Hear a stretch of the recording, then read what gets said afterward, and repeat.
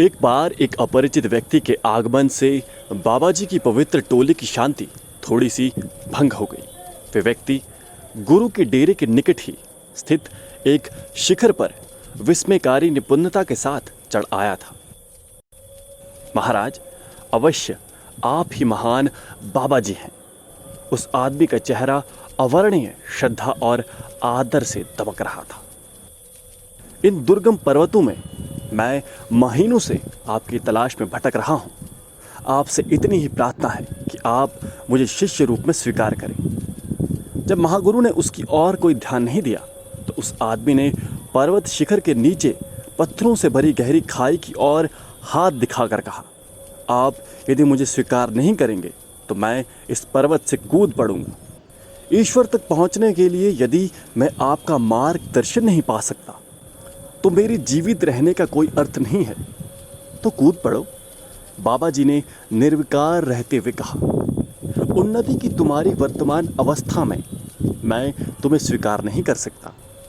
उस मनुष्य ने तुरंत अपने आप को नीचे झोंक दिया।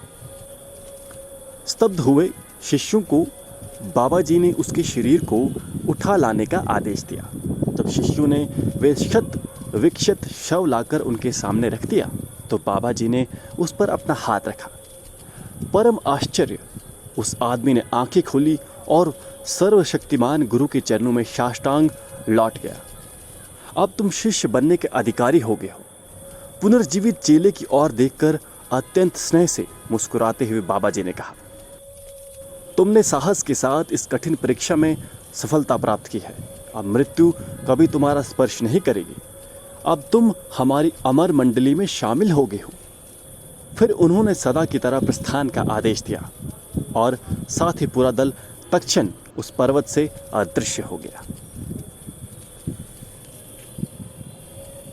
प्रिय मित्रों, आपको ये प्रस्तुति कैसी लगी हमें कमेंट बॉक्स में ज़रूर बताएं। साथ ही हमारे चैनल को सब्सक्राइब ज़रूर करें जिससे आपको हमारे चैनल पर आई हुई सभी वीडियोस की नोटिफिकेशन सबसे पहले मिल सके। धन्यवाद। जय अमर बाबा जी की।